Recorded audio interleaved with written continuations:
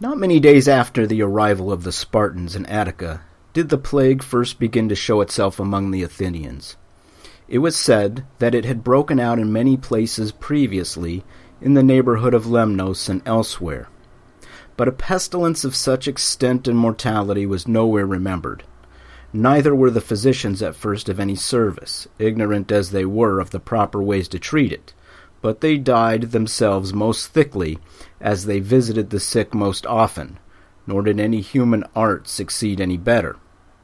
Supplications in the temples, divinations, and so forth were found equally futile, till the overwhelming nature of the disaster at last put a stop to them altogether. People now began openly to venture on acts of self-indulgence, which before then they used to keep in the dark. They resolved to spend their money quickly and to spend it on pleasure, since money and life seemed ephemeral. It was agreed that what was both honorable and valuable was the pleasure of the moment and everything that might conceivably contribute to that pleasure. No fear of God or man had any restraining influence. Thucydides, The History of the Peloponnesian War, 430 BC. During these times there was a pestilence, by which the whole human race came near to being annihilated. Now in the case of all other scourges sent from heaven, some explanation of a cause might be given by daring men. But for this calamity it is quite impossible either to express in words or to conceive in thought any explanation, except indeed to refer it to God. For it did not come in a part of the world, nor upon certain men, nor did it confine itself to any season of the year, so that from such circumstances it might be possible to find subtle explanations of a cause. But it embraced the entire world and blighted the lives of all men, though differing from one another in the most marked degree, respecting neither sex nor age. And it came as follows. Apparitions of supernatural beings in human guise of every description were seen by many persons, and those who encountered them thought that they were struck by the man they had met in this or that part of the body, as it havened, and immediately upon seeing this apparition they were seized also by the disease. Now at first those who met these creatures tried to turn them aside by uttering the holiest of names and exorcising them in other ways as well as each one could. But they accomplished absolutely nothing, for even in the sanctuaries where the most of them fled for refuge they were dying constantly. Procopius, History of the Wars, 542 A.D. There were dead bodies all over, and all were treated in pretty much the same manner by their neighbors, who were moved no less by fear that the corrupted bodies would infect them than by any pity they felt toward the deceased. They would drag the dead bodies out of their homes and leave them in front of their doors. In the morning great numbers of them could be seen by any passer-by. At that time they were laid out and carried away on biers or planks. Nor did a bier carry only one. Sometimes it carried 2 or 3 at a time. And there were occasions when a husband and wife, 2 or 3 brothers, or a father and son were carried off together. Any number of times 2 priests with a cross would be on the way to the church with someone, and porters would fall in behind with 2 or 3 more biers, so that the priests, who thought they were on their way to bury one person, eventually found that they had 6, 8, or even more. The amount of holy ground available for burials was insufficient for the huge quantity of corpses arriving at the church every day and even every hour, especially if they wished to follow the old custom and give everybody its own place. So when all individual places in a churchyard were taken, they dug huge trenches and put people in them by the hundreds like merchandise in the hold of a ship, then covered them over with a little dirt until the ditch was filled to the top. Giovanni Boccaccio, The Decameron, 1348.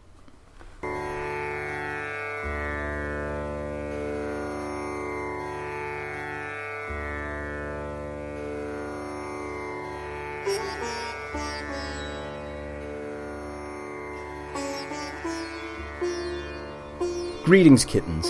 Welcome to the Podcast of Doom, the podcast devoted to epic failure analysis. My name is David Appleson. Today we will examine the greatest catastrophe in history, the Black Death. This outbreak of the Bubonic Plague killed hundreds of millions of people. It is one of the few catastrophes that is usually measured by the percentage of the population killed. In some cities and kingdoms, the death rate was 20%.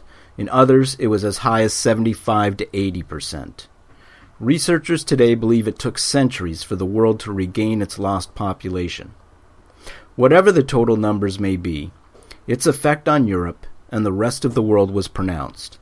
It changed human history, culture, trade, religion, and politics. I will spare you a detailed description of the history and character of the bacillus Yersinia pestis, a.k.a. the Bubonic Plague. Fellow history podcaster Robin Pearson already did that in his podcast, The History of Byzantium, episode number 27. And I consider it one of the finest moments in history podcasting that I've ever heard. But briefly I will say, Yersinia pestis is believed to have originated in China at least 20,000 years ago, and that it mutated from another form of bacteria. For thousands of years it infected and killed mammals, including the marmot of the Asian steppes. Marmots, who look a bit like large prairie dogs, were prized for their fur by trappers and merchants in Central Asia. And is there any easier way to get a marmot pelt than to grab one from a sick or dead marmot? Add to this fact that a mini ice age was driving the marmot away from sparsely populated northern climes into the more densely populated southern climates. We don't know the exact location of patient 0, or the first human to contact Yersinia pestis from a marmot, but researchers have favored the area of Lake Issyk in modern Kyrgyzstan, near the western edge of China, as the possible origin of the human version of this plague. Yersinia relies on oriental fleas as a vector or transmitter of the disease. The marmot pelts were full of these fleas, and after their host died, the hungry fleas looked for new hosts. As the pelts were traded from town to town, the famished insects soon found new hosts. Away from their unwilling host, the marmot, the fleas spread to a new rodent, black rats. Eventually, many rats built a resistance to Yersinia that prevented them from being killed off and made them perfect carriers for the fleas. The bacteria evolved to the point where it blocked the flea's intestinal tract, and the flea could no longer digest blood or the bacteria inside it. So when the flea bit into its next host, it regurgitated all of the bacteria-filled blood into its new host. The rat survives, the flea survives, and the human victims are dropping like flies. And we are off and running. Which brings us to the next important development that made the Black Death as horrendous as it was: trade and the Silk Road. The Silk Road was actually a network of roads that allowed goods to flow from East and South Asia to Europe and back. There was major disruption to this trade following the collapse of the Roman Empire.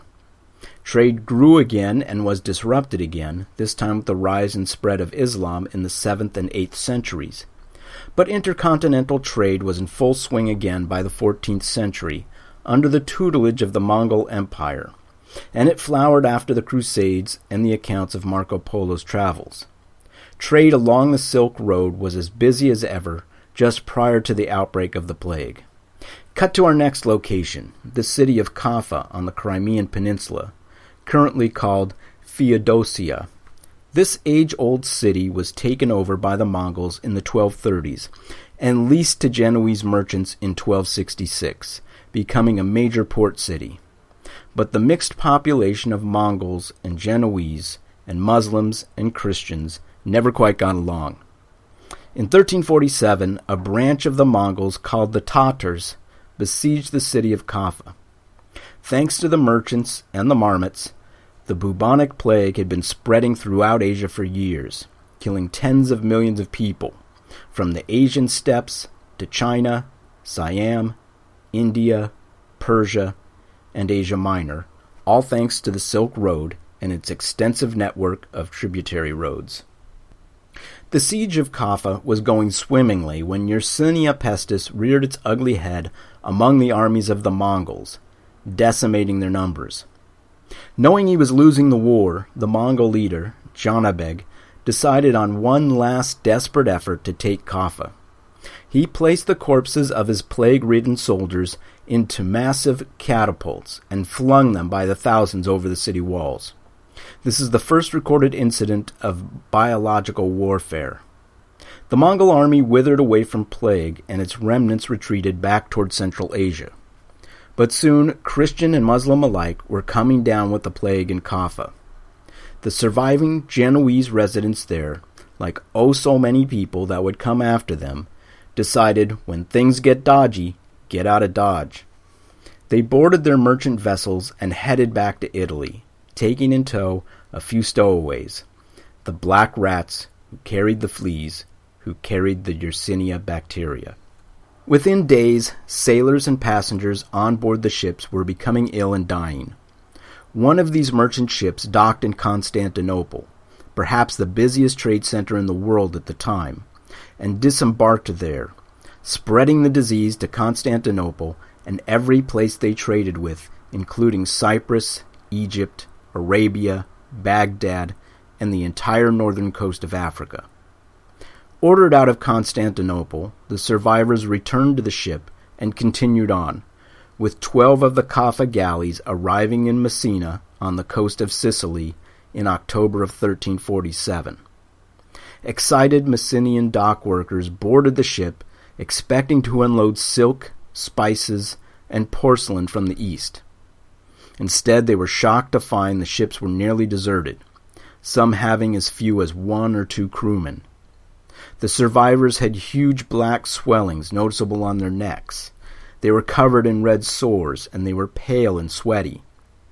Days later, the dock workers came down with fever and areas of painful swelling.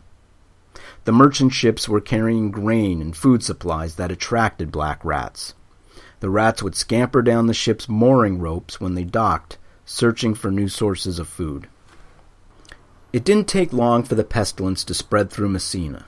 One witness from the time, the Messenian monk Michele de Piazza, described its appearance in the city. The Genoese carried such a disease in their bodies that if anyone so much as spoke with one of them, he was infected with the deadly illness and could not avoid death. It seemed as if the victim was struck all at once by the affliction, and was, so to speak, shattered by it. This impact so infected and invaded the body that the victims violently coughed up blood, and after 3 days' incessant vomiting, they died. In short time, the local authorities of Messina expelled the Genoese fugitives, but by then it was too late. As plague spread through Messina, survivors fled the city, heading for the countryside and the Italian peninsula. In the meantime, ships continued to enter Messina with their goods and leave the port with a new load of cargo, thus contributing to the spread of the disease whenever they pulled into port. Some of the Kaffa ships did eventually make it back to Genoa, including those that were turned away by Messina. A few of these ships were refused permission to land, and they sailed further west to Marseille, docking there. By now, the people of Genoa, knowing that plague ships were trying to enter their harbors, shot flaming arrows at the galleys to keep them at bay. But by that point it was too late. Merchant trade was carrying the plague by ship from port to port, while panicked residents fled these towns carrying the plague with them to the countryside and other towns. By early 1348, the Black Death had spread to Florence, Pisa, Siena, Rome, and the islands of Corsica and Sardinia. By the end of the year, the entire Italian peninsula would be infected. Before I explain how the Black Death spread from Italy and Marseille to the rest of Europe, let's look at what Europe was like in the middle of the 14th century. The High Middle Ages in Europe, roughly from 1000 to 1300 AD, were mostly a prosperous time. Improvements in plow technology and the windmill boosted the food supply, which led to a rise in population. During that time, the population of Europe tripled. As the 14th century started, the rise in population began to level off, as farmland was overworked and the food supply could not keep up with the increase in hungry mouths. Also, the High Middle Ages experienced a warming period that positively contributed to food production. But as the 14th century began, so did a global cooling known as the Little Ice Age. That resulted in crop failures, followed by famines. Starvation and malnutrition severely impacted the immune systems of the young, meaning the generation that would grow up to be adults during the Black Death started life with compromised immune systems. Not too surprisingly, hygiene and sanitation were atrocious during the Middle Ages. Sewage systems were practically non-existent in Europe, and chamber pots were regularly dumped out windows onto the streets below. In the countryside, bathing was extremely rare. Peasants lived near their livestock, and animal and human waste flowed directly into rivers and streams. The quality of the water was poor and unreliable. Those fortunate enough would drink from springs. In the towns, dogs and pigs lived, died, and defecated in the streets. The stench, particularly if it hadn't rained in a while, would have been horrific. All of these factors contributed to ripe conditions for flies, lice, fleas, and rats. Diseases such as typhoid, dysentery, smallpox, and influenza struck often. The average life expectancy in the 14th century was around 33 years. Most of that was attributed to infant and youth mortality rates. So if you made it to 33 years, odds were in your favor you would make it to see 34. However, as we know, that average life expectancy was about to take a huge dip. Following Constantinople, Messina was the next European community to be ravaged by the plague. The monk, da Piazza, described how the plague took hold of its victims. Breath spread the infection among those speaking together, with one affecting the other.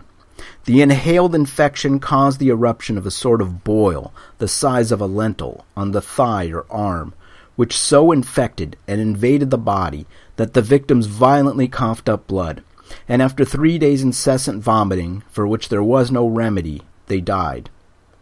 And with them died not only anyone who had talked with them, but also anyone who had acquired, or touched, or laid hands on their belongings.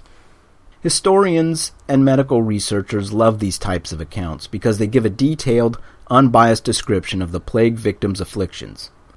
And it is because of accounts like da Piazza's that we know the plague that hit Messina in 1347 was the Bubonic Plague. But his description makes no mention of black rats or flea bites. So what was happening here? There are actually 3 types of Yersinia pestis. The one we are most familiar with is bubonic. Bubonic plague is contacted from the fleas that carry the disease. In our current cast, that's the oriental flea. Transmission occurs from a flea bite or a person scratching an area of skin where a flea was present. Bubonic plague takes 1 to 6 days to incubate, meaning the victim appears perfectly healthy prior to incubation. As the bacteria multiply through the bloodstream, the victim will develop headaches, weakness, chills, and fever. The pulse will grow more rapid and the tongue will take on a white coating. Yersinia then creates a toxin that kills tissue cells. Often the bacteria will build up in such numbers that they will burst blood vessels, causing the skin to turn black. This is not, however, how the Black Death got its name. It got its name during the 17th century because of its dark or grim nature, in contrast to those other light-hearted and cheerier diseases. Eventually, the bacteria moves to the lymph nodes, where the antibodies are produced that kill bacteria. Lymph nodes are found in the neck, armpits, and in the thighs. In the case of Yersinia, the bacteria appear in such large numbers they overload the body's natural defenses. That is when the swelling will form, called buboes. Buboes often appear in those areas, the neck, armpits, or upper thighs. They are filled with pus, the debris from bacteriological battle. Death usually occurs within 2 to 6 days after the appearance of symptoms, and the mortality rate for the bubonic version is 60 to 90%. The second type of plague is septicemic. Also caused by flea bite, the septicemic version has no incubation period. The victim becomes immediately ill. The bacteria course through the bloodstream and the entire circulatory system collapses. The victim bleeds internally and dies within 24 to 36 hours. Septicemic plague is 100% fatal.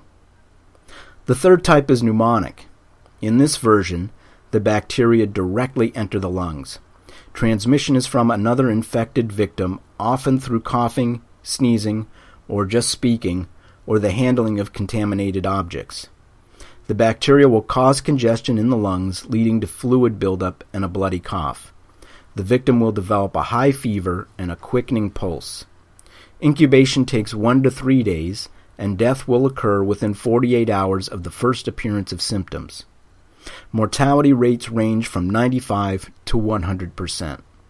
A victim with the bubonic form of the plague can develop into the pneumonic form of the disease, which is how the Black Death evolved from a flea-borne pathogen into a person-to-person pathogen. The bacteria is easily transmitted, can hide its symptoms for 1 to 3 days, and is almost completely fatal. A perfect combination for a mass epidemic. By now you should have a good idea how this disease moved so rapidly and killed so many people in such a short time span. When those Genoese merchant ships left the plague-ravaged town of Kaffa, they attempted entry at numerous ports. Even if the human carriers didn't make it into the town, the rat carriers would scamper down the mooring ropes and gain their own entry, carrying the plague-infested fleas on their bodies.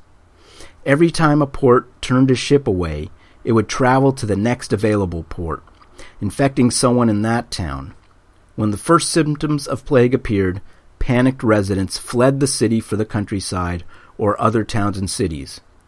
Appearing healthy, many of those people unknowingly also carried the plague. Within days they would infect more people, causing more panic, and continuing the cycle, spreading the plague from town to town, city to country, and port to port. By 1347, the plague had hit the ports of Genoa, Venice, Pisa, and Marseille. From these bridgeheads, the disease migrated southward. From Marseille, it spread out quickly to Lyon and northern France, up the Rhone Valley, over to Spain. By the summer of 1348, Paris was losing 800 people a day to the disease. Bordeaux, a French province controlled by England at the time, served as a busy port, and the movement of trade goods or soldiers brought the Black Death to England sometime in the fall of 1348, entering at the ports of Bristol, Plymouth, and Southampton. By 1350, all of England, Scotland, Wales, and Ireland were stricken. In 1349, a trade ship brought the plague to Bergen, Norway. One story has it that its first appearance was on a wool ship that sailed from London. One or more of the sailors had apparently been infected before the vessel's departure. By the time it reached Norway, the entire crew was dead. The ship drifted until it ran aground near Bergen, where some unwitting residents went aboard to investigate its mysterious arrival and perhaps plunder some ill-gotten goods. In short time, they too were infected. From France, it spread to Germany, where a wave of plague, moving south into Switzerland and Austria, hit a wave moving north through the Italian Alps. It entered Novgorod in Russia in 1351 and wiped out most of Moscow in 1353, making it as far as Kiev that year. Although the disease could have spread directly by land from Kaffa to Kiev, just 500 miles away, it took the far more circuitous route through all of Europe because the Muslim Mongols forbade trading with the Christian Russians. This only underscores how important trade, particularly by ship, was in spreading the bubonic plague.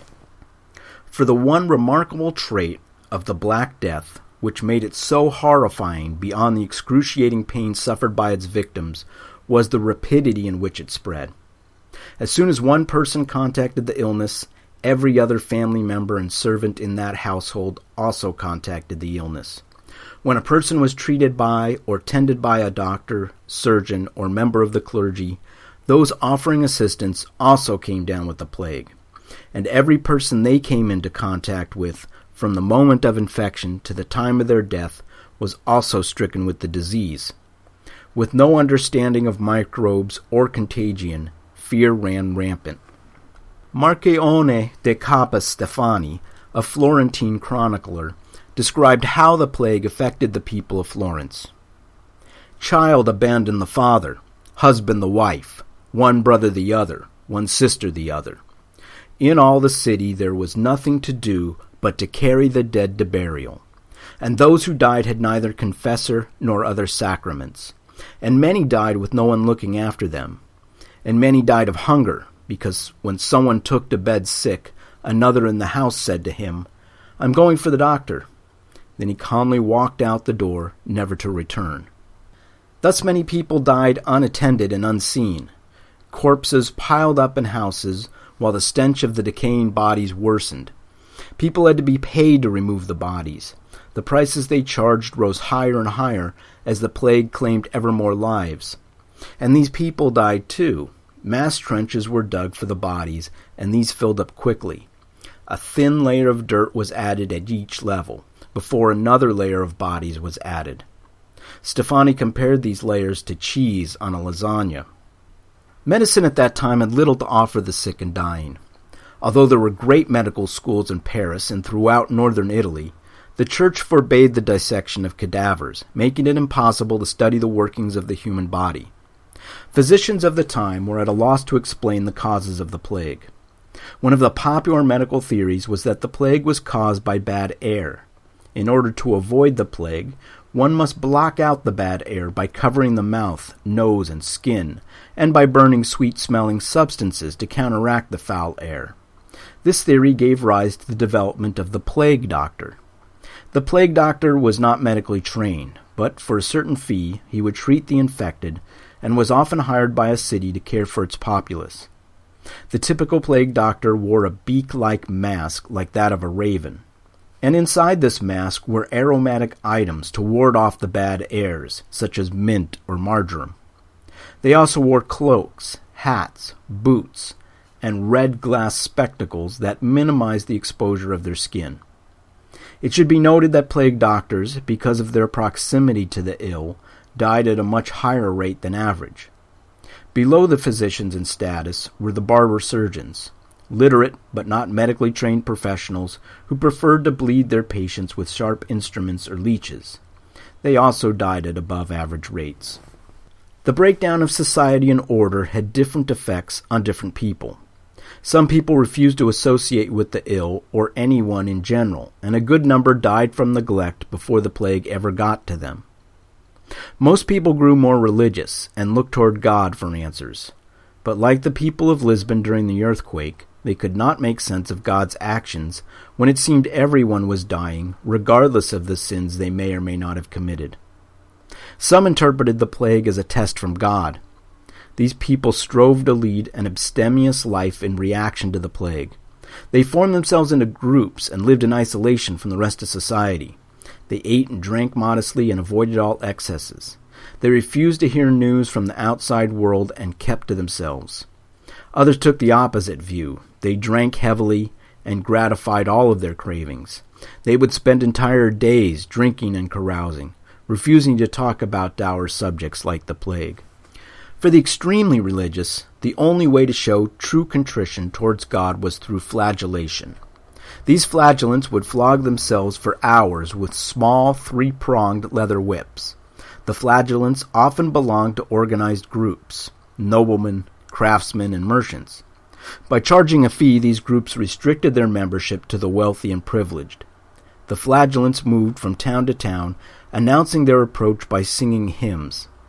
They would form a circle, then one by one each member would enter the center of the circle, where the other members would beat him mercilessly, to such a point that they attempted to outdo one another. Eventually the flagellants grew so confident of their powers they challenged and defied the Pope. In 1349, Clement VI issued a papal bull calling on kings and other authorities to arrest and execute the flagellants. By 1350, the movement had completely disappeared. The cause of the plague baffled many. For some it was God's retribution. But if that was so, why was God so even-handed in dispensing punishment? For others it was a foulness of the air. But then why did the burning of aromatic fragrances have no effect? It is common throughout history, when bad events happen, that a search goes out for a scapegoat, someone convenient and preferably weak. As was so often the case, Jews would get the blame for a bad turn of events. Jews had been a convenient target for blame going back centuries, if not millennia. Many Christians blame the Jews for the death of Christ. In Christian towns, Jews were prevented from performing just about any work except for lending money, something the Bible forbid Christians from doing. The fact that this made some Jews wealthier than most Christians caused great resentment. Because the Jews practiced better hygiene and did not drink from the city wells, they were accused of poisoning the wells, even though they were still dying in high numbers from the plague. The first of many massacres or pogroms took place in Toulon, France, in April 1348. That was followed by more pogroms in Barcelona, Erfurt, Basel, Aragon, Flanders, and Strasbourg. Many Jews were stripped naked and burned alive. Others were forced to confess under torture of poisoning the wells and bringing on the plague. Lepers and the Romani were also among the persecuted. It is amazing how this attribution of causes and events moves in only one direction. History records no festivals thrown to honor the Jews for a bountiful harvest, or awards bestowed upon lepers for plague-free years, or lands granted to the Romani for a lenient winter. A cultural byproduct of the Black Death that became popular after the original plague had subsided was the Danse Macabre, or Dance of Death. It was an image seen in paintings, reproduced on stage, and eventually turned into song.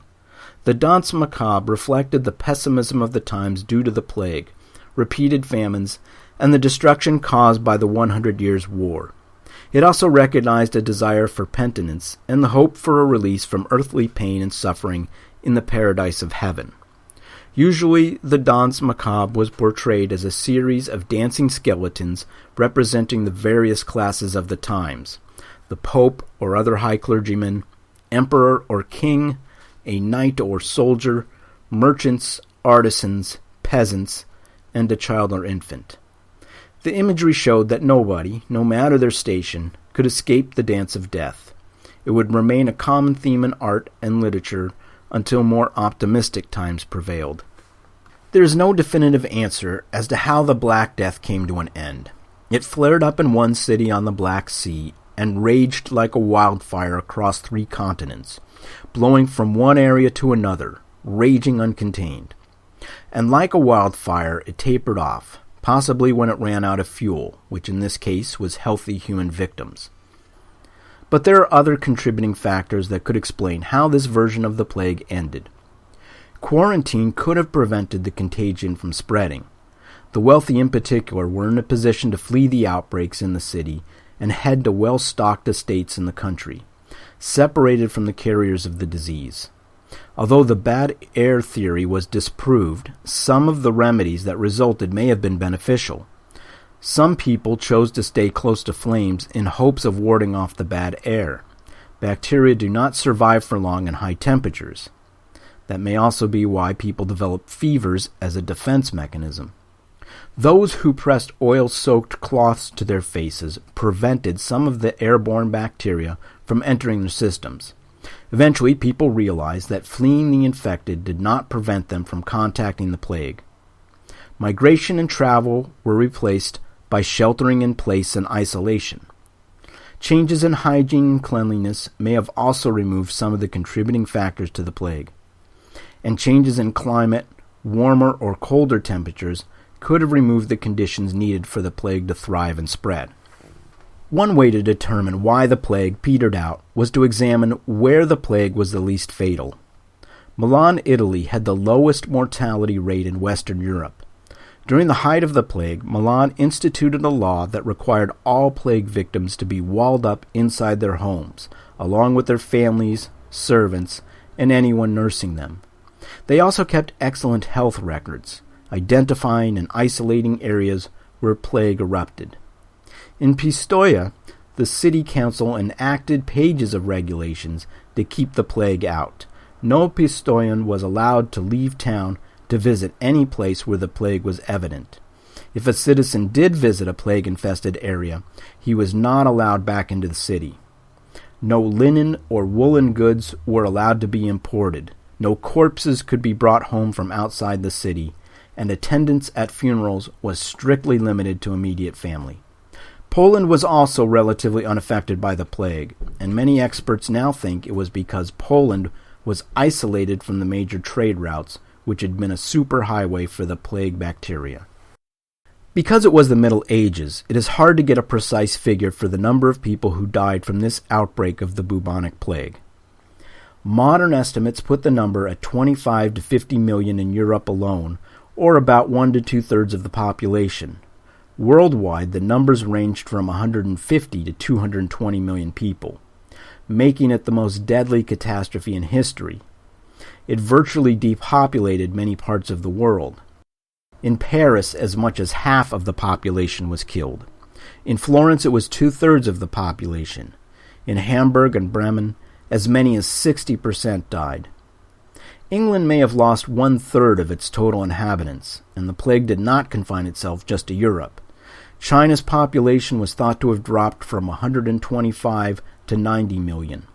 40% of Egypt's people were killed off. Death rates from the plague were also noticeably high in Byzantium, Syria, Palestine, Baghdad, and India. The world population may have been cut by as much as 1/3. It would take Europe more than 150 years to recover its pre-plague population. The Black Death was actually the second of 3 recognized major outbreaks of bubonic plague. The first was the outbreak in the 6th century, known as the Plague of Justinian, that killed as many as 25 to 100 million people over a 50-year period, and absolutely devastated the Byzantine Empire and the economy and stability of Europe. The second pandemic, which started with the Black Death, erupted numerous times throughout Europe up until the year 1750. The third pandemic broke out in the remote Chinese province of Yunnan, thought to be near the original birthplace of Yersinia pestis. From there it spread to Kunming, Canton, Hong Kong, Vietnam, and India. This time around, the flea-infected rats were able to cruise from city to city on merchant steamships, much faster than galleys. By 1900, the plague had reached Australia. The plague caused its greatest devastation in India and did not end until 1959, by which time 15 million people had died from this particular outbreak. It was during the third outbreak that French scientist Alexandre Yersin discovered the bacteria that would be named after him. His compatriot, Paul-Louis Simon, later discovered the rat flea vector that spread the disease. What makes certain populations so vulnerable to plague? UCLA geography professor and author of the book Guns, Germs, and Steel, Jared Diamond, believed that some societal groups built up a better immunity than others. When the Black Death struck Europe, Asia, and Africa, the survivors naturally contained a higher percentage of people immune to the disease than before. One research study said pre-plague immunity was as low as 0.2% in Europe, but a few centuries later as much as 15% of the population was immune to Yersinia pestis. The survivors procreate more survivors, and the dense population centers and busy trade routes meant that Europeans were more exposed to various diseases than other peoples of the world. When Europeans colonized the New World, North and South America, the diseases they had spent centuries building immunities against wiped out as much as 90% of the population in those 2 continents. Diseases do change history, and it happens on a massive scale. The world changed after the Black Death. Many economic historians have argued that the plague of Justinian interrupted the revival of the Western world and threw it into a tailspin that would take centuries to recover from. Athens never enjoyed the economic and military dominance it held prior to the Plague of Athens. The Black Death also greatly affected the world economy. A dramatic drop in the number of rural, poor eroded the serfs' tenant obligations, and feudalism was never quite the same afterward. More land was now available. Wages rose as landowners bid up to pay for their services, and more economic opportunities arose in the cities and in depopulated areas.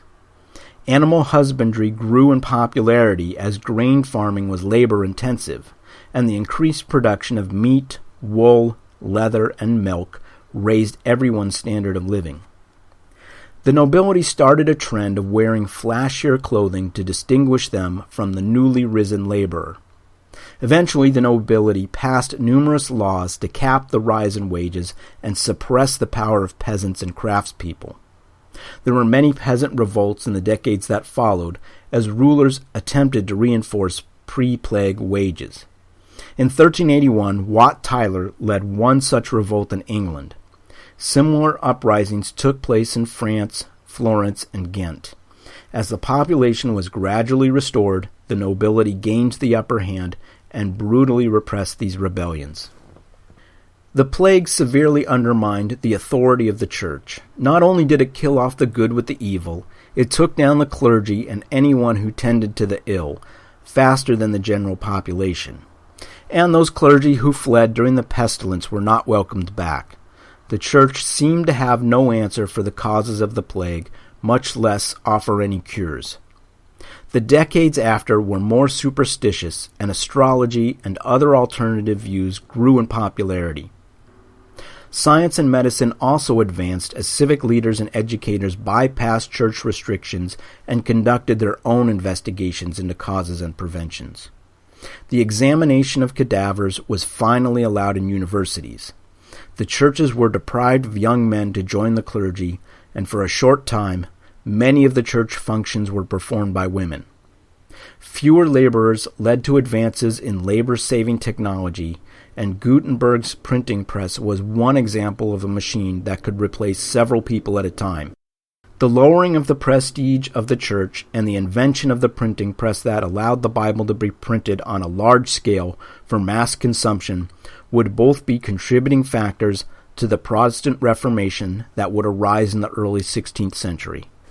Today, bubonic plague is controlled by improved sanitary conditions, the use of quarantine, and treatment with antibiotics.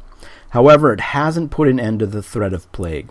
An outbreak of plague occurred on the island of Madagascar as recently as last year, in which there were more than 80 cases, resulting in 40 deaths. Worldwide, there is an average of 3,000 cases a year, and it has been identified in rodents throughout the western United States. Plague is not a thing of the past.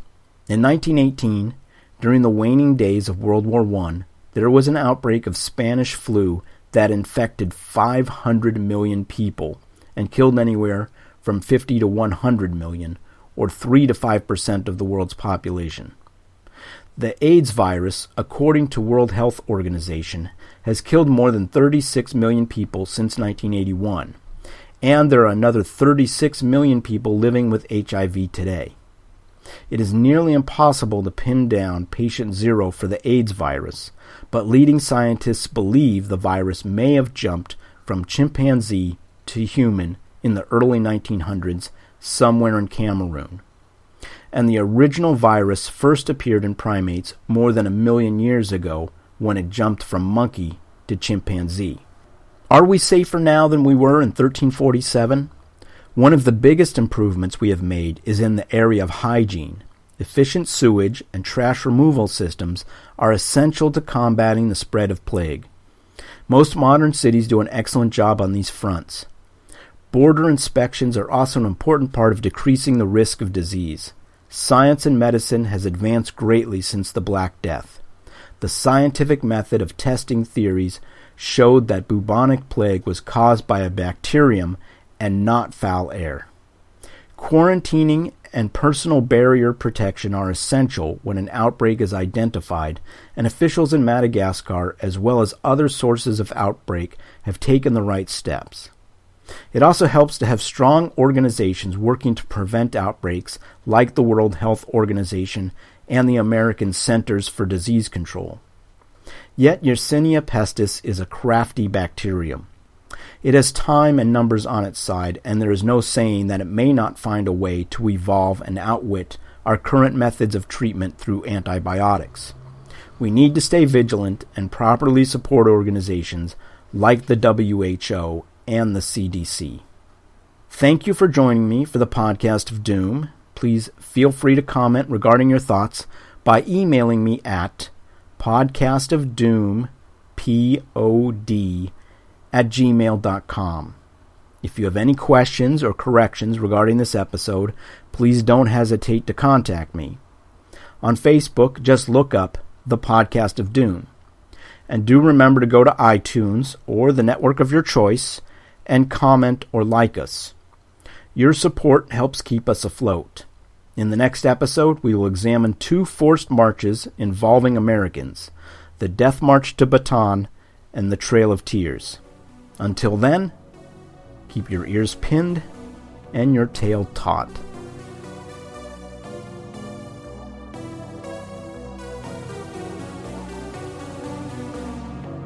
The LA Star Review calls typhoid fever a lighthearted romp through insipid malaise, abdominal cramps, delirium, diarrhea, and intestinal hemorrhaging. The Guildford Gazette describes cholera as a delightful breezy scamper into severe dehydration, unremitting vomiting, clamminess, blue-tinged skin, and violent seizures. The Mississauga Globe and Mail says that smallpox will have you clapping your hands and stamping your feet with the catchy sing-alongs of raging fever, aching muscle pain, extreme nausea, puffy rash, rampant scabbing, and permanent scarring. The Perth Post states you'll get a kick out of Ebola. It's the feel-good epidemic of the 21st century. Enjoy an evening of fever and chills, acute joint pain, respiratory distress, shortness of breath, hemorrhaging, hemophilia, multiple organ dysfunction, and tissue necrosis. The Blackwater Valley Beagle has proclaimed gonorrhea the runaway rom-com hit of the year. Girls, grab your guys and enjoy a heartwarming bout of burning urinary tract infection, vaginal discharge, skin lesions, inflammation of the aortic valve, meningitis, septic arthritis, and a very special guest appearance by chlamydia.